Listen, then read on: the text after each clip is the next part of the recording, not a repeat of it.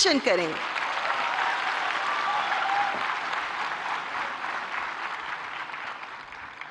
अभी भी कुछ सुनना बाकी है क्या?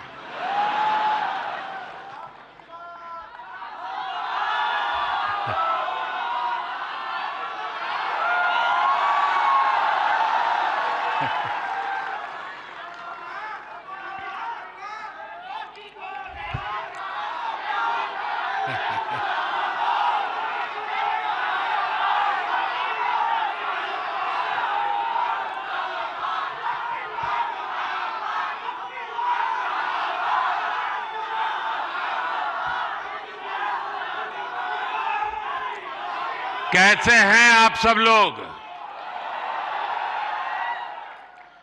थोड़ी सी वाइब भी तो चेक हो जाए।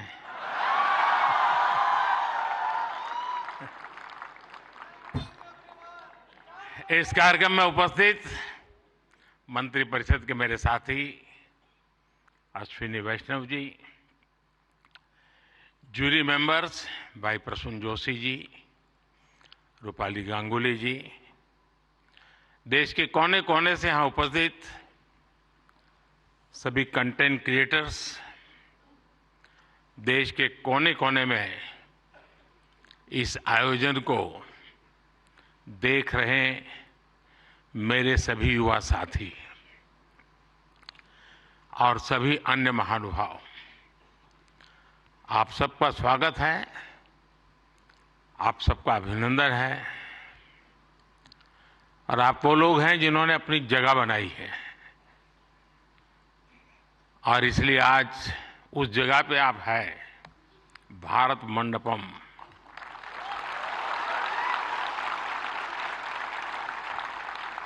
और बाहर सिंबल भी क्रिएटिविटी से जुड़ा हुआ है आते ही। और यही जगह है जहां G20 से सभी मुखिया यहां इकट्ठे हुए थे और आगे की दुनिया कैसे क्रिएट करनी इसकी चर्चा कर रहे थे। और आज आप लोग हैं जो भारत का भविष्य कैसे क्रिएट करना उसकी चर्चा करने के लिए आए हैं।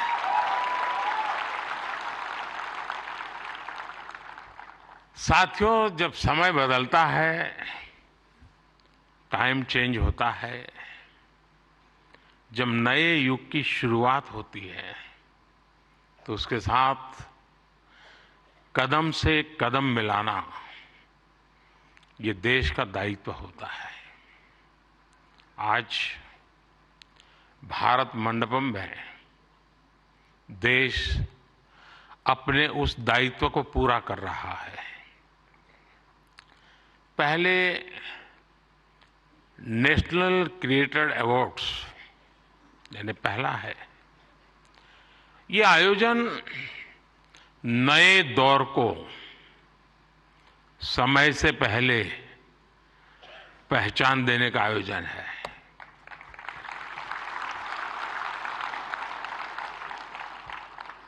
और कुछ लोग मुझे कभी कभी पूछते हैं कि आपकी सफलता का रहस्य क्या है, ऐसा मुझे पूछते हैं। मैं हर एक को जवाब नहीं देता हूं।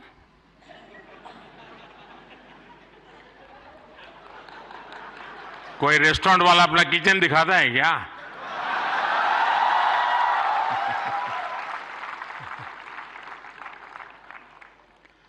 लेकिन आपको मैं बता देता हूं, ईश्वर कृपा है, मैं समय से पहले समय को भांप सकता हूं। और इसलिए ये पहला ऐसा अवार्ड है जो शायद आने वाले दिनों में बहुत प्रमुख स्थान लेने वाला है।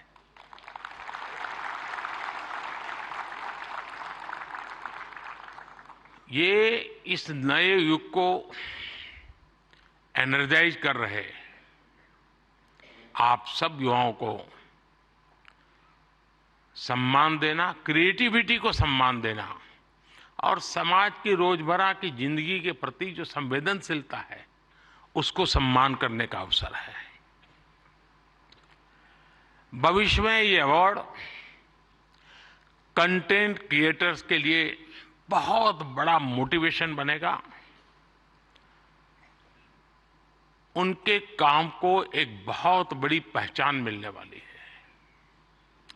आज जिन्हें नेशनल क्रिएटर्स अवार्ड मिले हैं, मैं उन विजेताओं को तो बधाई देता ही देता हूं, पर जिन्होंने इसमें बढ़ चढ़ करके हिस्सा लिया, क्योंकि बहुत कम समय मिला था, हम ज्यादा इस चीज को पॉपुलर भी नहीं कर पाए थे, और मैं नहीं चाहता था कि मैं इसमें और समय गंवाऊं, लेकिन जल्दी जल्दी में भी, इतने कम समय में भी 1.5-2 लाख क्रिएटिव माइंड्स इसके साथ जुड़ जाए, ये मेरे देश की भी एक पहचान बना देता है।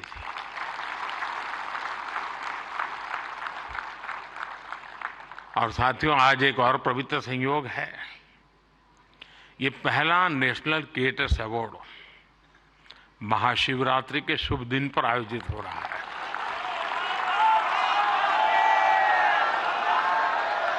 और मेरे काशी में तो शिव जी के बिना कुछ नहीं चलता है।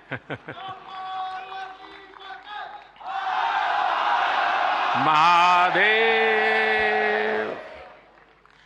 भगवान शिव भाषा, कला और क्रिएटिविटी के जनक माने गए हैं।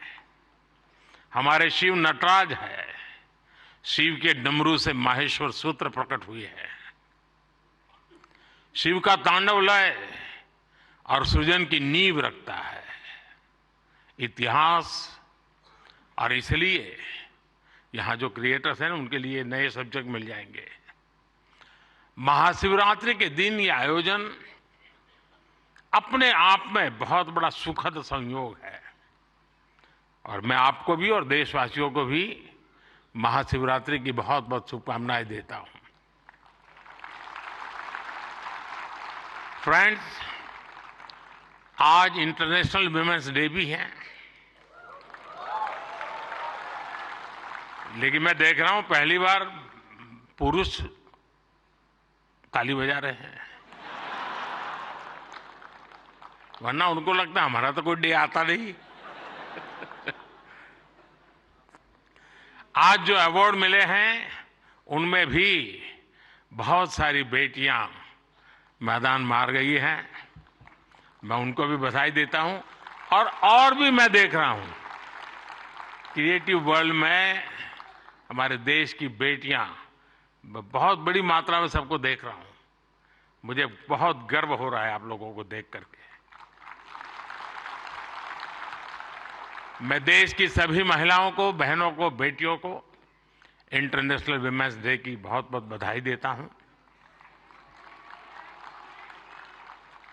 और आज ही मैं अभी, आप तो यहां बैठे हैं, मैं गैस सिलेंडर का 100 रुपया कम करके आया हूं।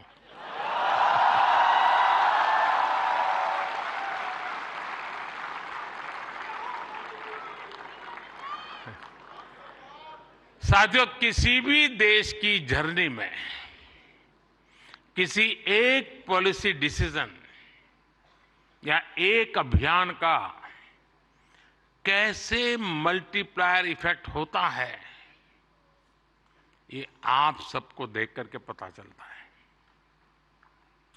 10 साल में हुए डेटा रिवॉल्यूशन से लेकर सस्ते मोबाइल फोन्स, डिजिटल अभियान, इंडिया अभियान ने एक प्रकार से कंटेंट क्रिएटर्स की एक नई दुनिया क्रिएट कर दी है।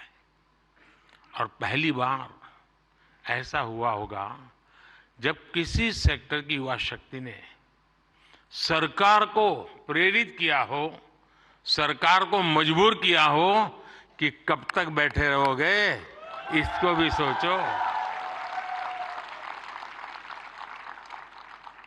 और इसलिए भी आप बधाई के पात्र हो। आज के इस अवार्ड फंक्शन का क्रेडिट अगर किसी को जाता है तो भारत के मेरे युवा मन को, हर डिजिटल कंटेंट क्रिएटर को जाता है।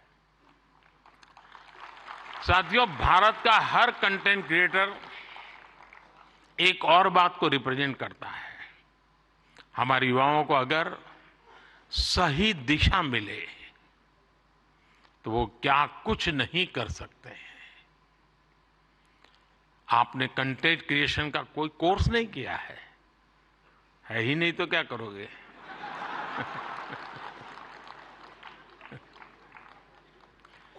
पढ़ाई के टाइम करियर सेलेक्ट करते हुए ये सोचा भी नहीं होगा कि हम कंटेंट क्रिएटर जैसा कुछ बनेंगे, लेकिन अपने भविष्य को पहचाना, फ्यूचर को देखा और ज्यादातर लोगों ने वन मैन आर्मी की तरह काम शुरू कर दिया।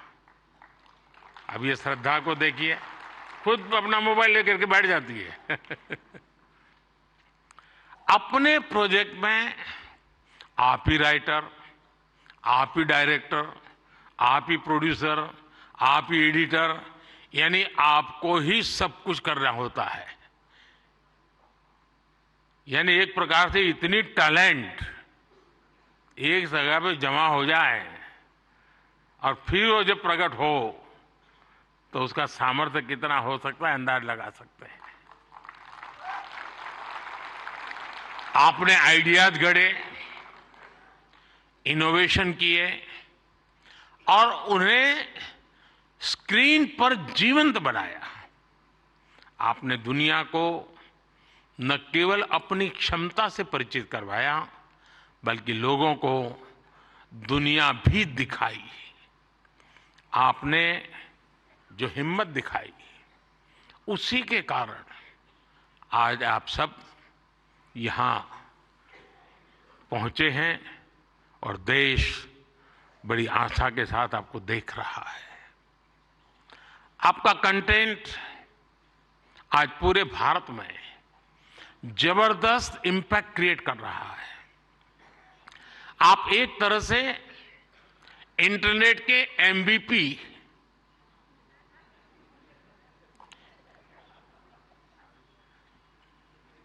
ठीक है ना?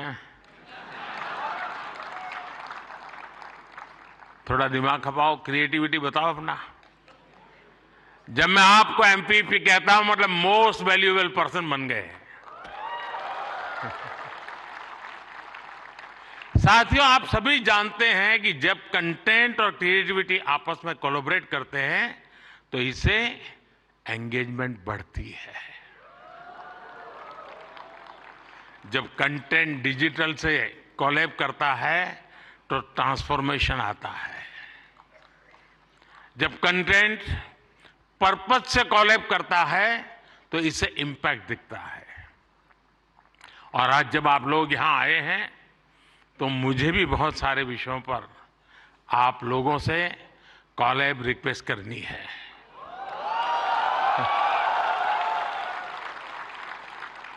साथियों, एक जमाने में हम छोटी से छोटी दुकानों पर लिखा देखते थे कि यहां बहुत टेस्टी फूड मिलता है, ऐसा देखते थे ना।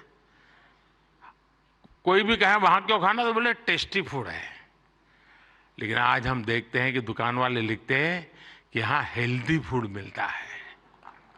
अब टेस्टी नहीं लिखता है, हेल्दी फूड मिलता है। क्यों बदलाव आया? तो ये एक बदलाव समाज में भी आ रहा है। इसलिए कंटेंट ऐसा होना चाहिए जो लोगों में कृतज्ञ भाव जगाए, देश के प्रति आपके जो कर्तव्य हैं उनके लोगों को प्रेरित करें। और आपके कंटेंट का यही डायरेक्ट मैसेज हो ये जरूरी नहीं है। आप कंटेंट क्रिएट करते हुए इसका ध्यान रखेंगे तो इनडायरेक्टली भी उसमें जरूर झलकेगा। आपको ध्यान होगा, लाल किले से मैंने बेटियों के अपमान का विषय उठाया था। एक बार मैंने ये भी कहा था कि आप बेटी शाम को घर आती है तो पूछते हैं क्यों देर से आई, कहां गई थी, क्यों जल्दी घर नहीं आई। मैंने लाल किले से पूछा था कि मुझे कोई तो माँ बाप बताओ जो अपने बेटे को पूछते हो कि तुम देर से क्यों आ रहे हो, कहां गए थे।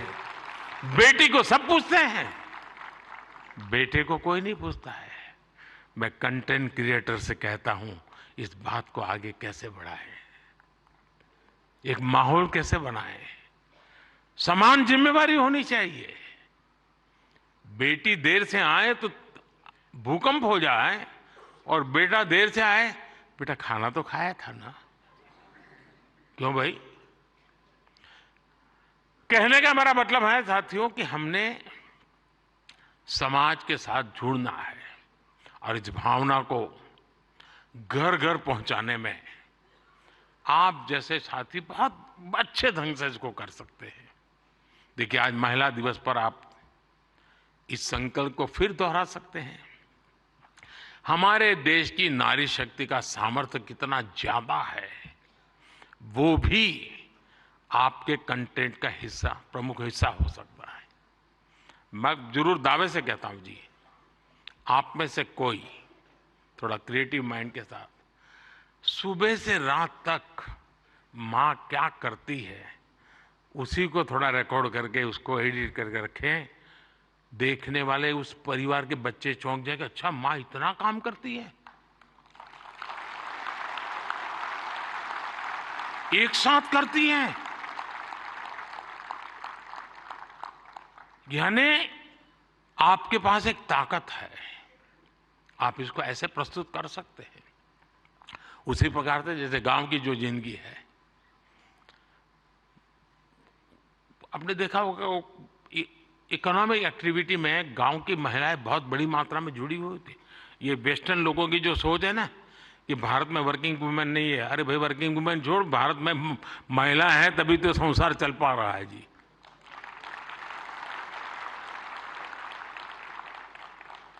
गांव में आप देखेंगे इतनी इकोनॉमिक एक्टिविटी हमारी माताएं बहनें करती है। अगर ट्राइबल बेल्ट में जाएंगे, पहाड़ों में जाएंगे, तो आपको मैक्सिमम इकोनॉमिक एक्टिविटी हमारी माताएं बहनें करती हैं जी। और इसलिए हमारी क्रिएटिविटी के द्वारा हम ये जो गलत परसेप्शन बने हैं ना, बड़े आसानी से बदल सकते हैं, हकीकतों के आधार पर बदल सकते हैं।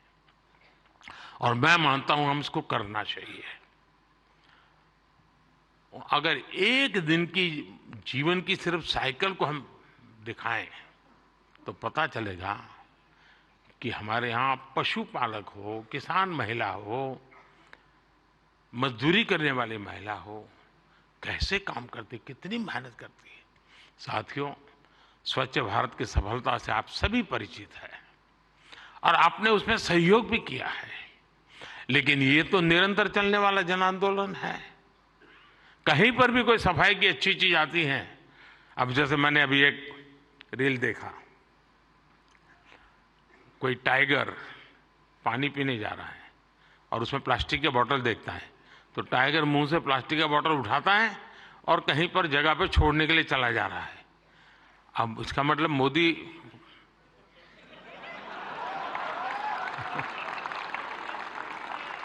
किस किस से बात पहुंचाता है, समझ गए ना?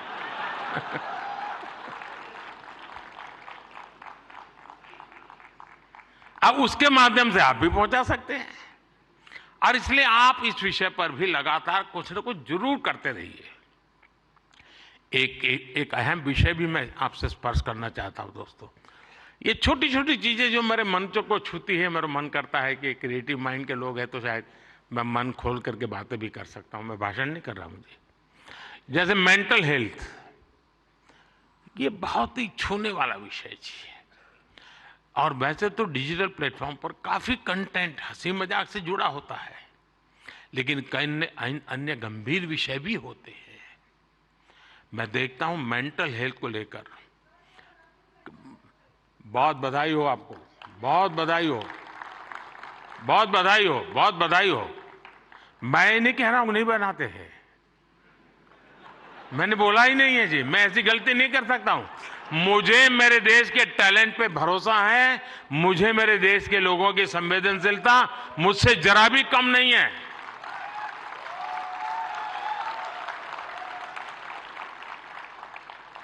लेकिन ये ऐसे, और जो लोग इस प्रकार से सोचते हैं वो ज्यादा क्रिएटिव है, ऐसा मैं कह सकता हूं।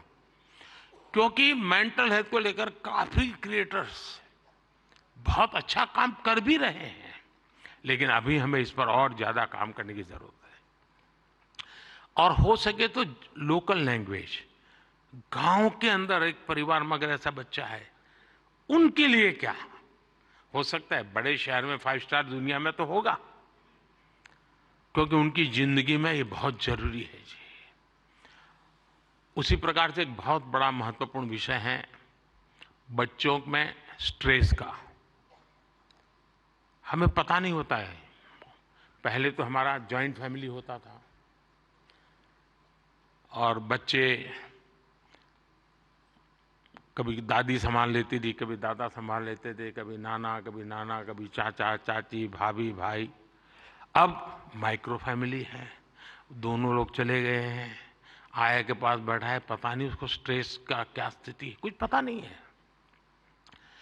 अब जैसे एग्जाम का समय होता है, स्टूडेंट्स में रिजल्ट को लेकर के चिंता बहुत बढ़ जाती है, सांस फूलने लग जाती है।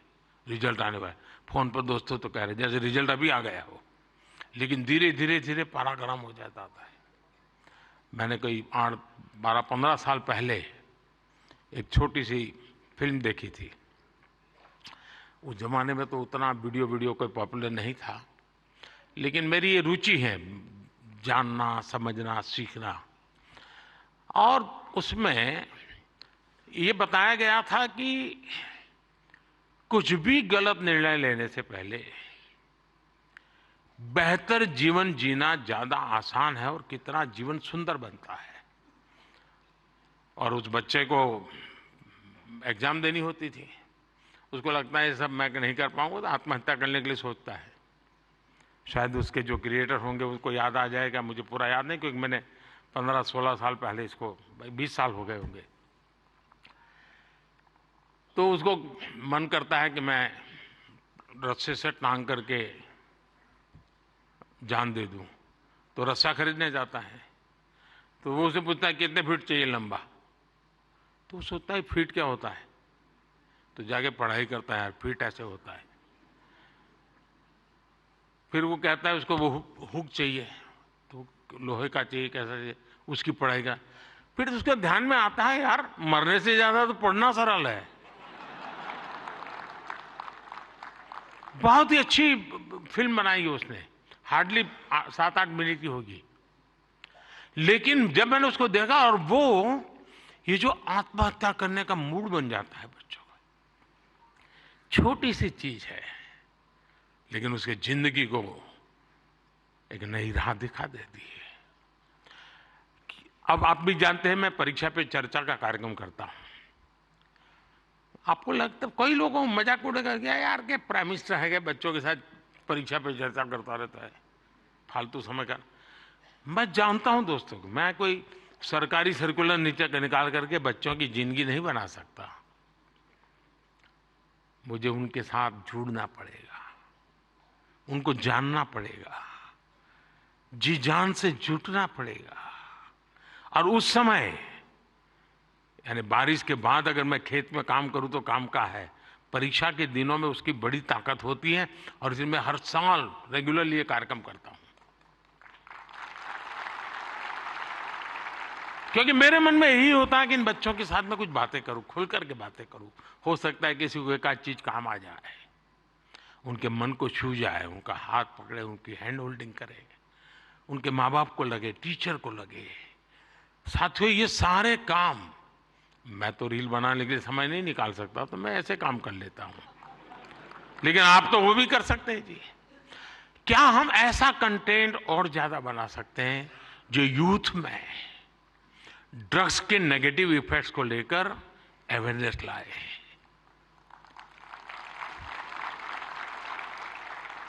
हम बिल्कुल दावे से क्रिएटिव वे में समझा सकते हैं कि drugs is not a cool for youth. वरना क्या है यार, कूल हॉस्टल में बैठे हैं, कूल। साथियों इसमें बहुत बड़ा, और आप लोग हैं बड़े, क्योंकि आप उनके साथ जुड़ सकते हैं, उनकी भाषा में बात कर सकते हैं। साथियों अगले कुछ दिनों में लोकसभा के चुनाव होने जा रहे हैं। आप ये मत सोचिए कि आज का ये इवेंट इसके लिए है।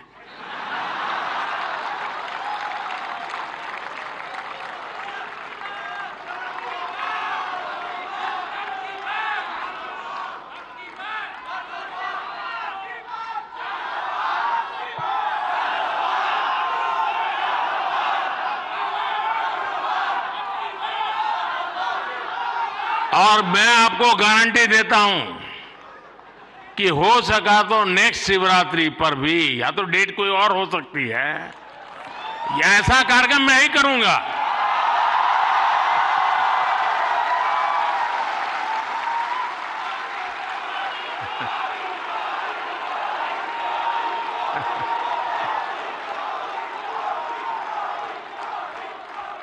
लेकिन मैं लोकसभा चुनाव का विषय उस अर्थ में नहीं लाया हूं, क्योंकि मुझे भरोसा है मुझसे ज्यादा मेरे लिए आप मरते हैं।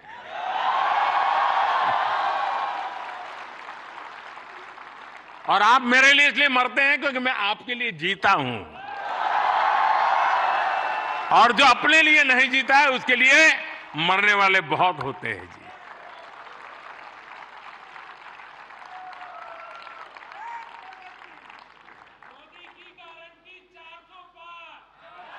वो मोदी की गारंटी नहीं है, 140 करोड़ देशवासियों की गारंटी है।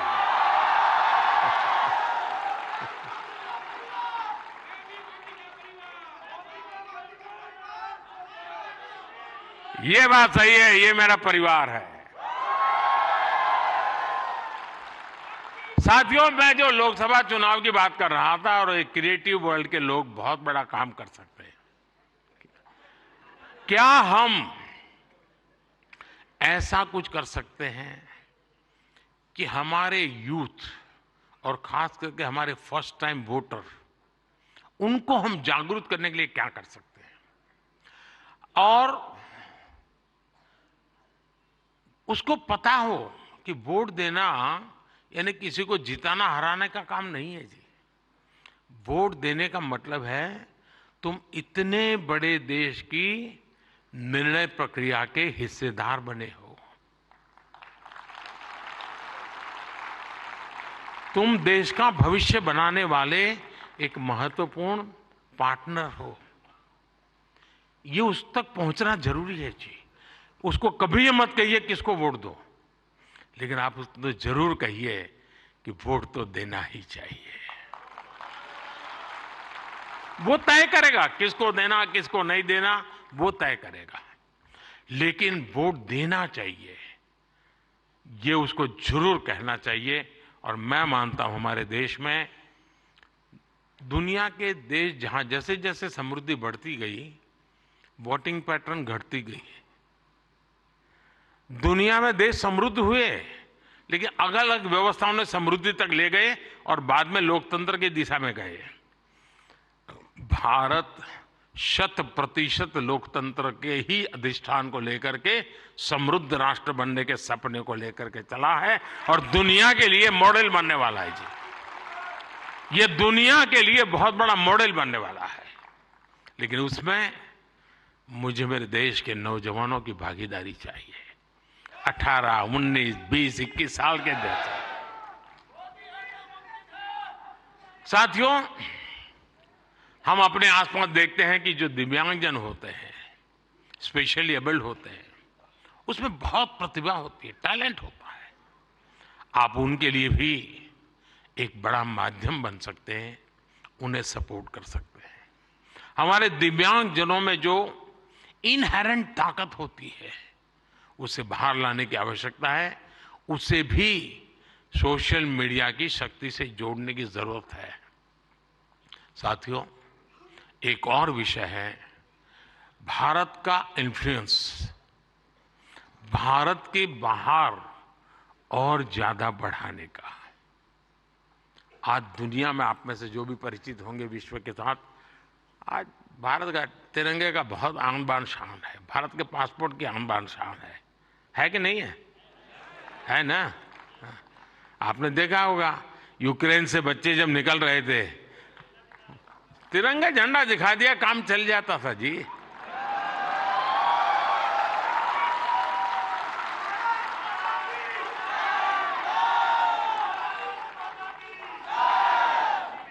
ये सामर्थ्य ऐसे ही नहीं आया है दोस्तों, ये सामर्थ्य ऐसा ही नहीं आया है। इसके पीछे एक मिशन बोर्ड में तपस्या की गई है। दुनिया में आज वातावरण बदला है, लेकिन उसको और अधिक आज भी दुनिया में कुछ परसेप्शन ऐसे ही है हमारे लिए। हम उसको बदल सकते हैं क्या?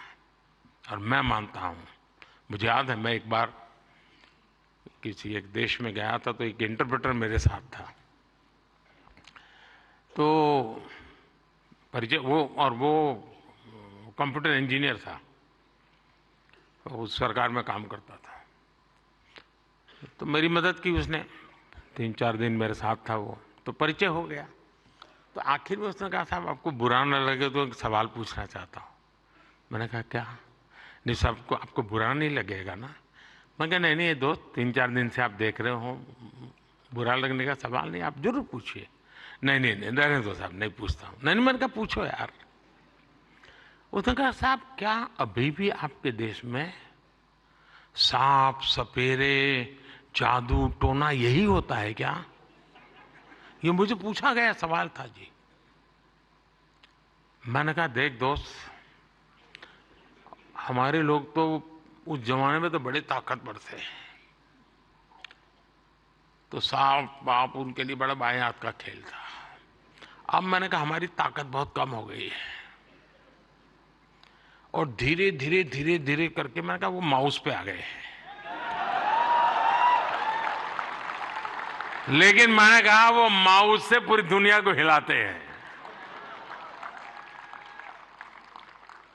साथियों, मेरे देश का ये जो सामर्थ्य है ना, इस सामर्थ्य को हम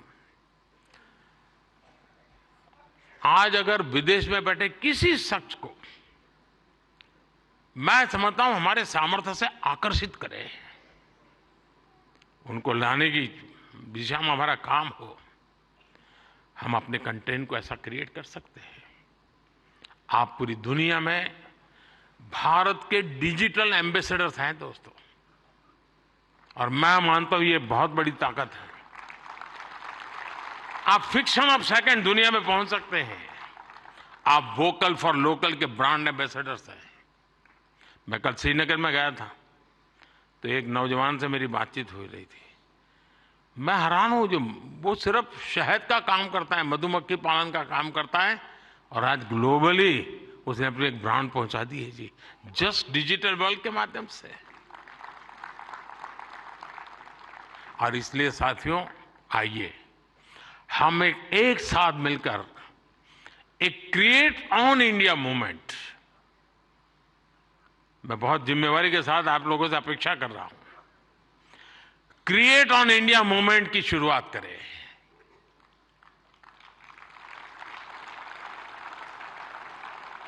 हम भारत से जुड़ी स्टोरीज को, भारत की संस्कृति को, भारत के हेरिटेज और ट्रेडिशंस को पूरी दुनिया से शेयर करें।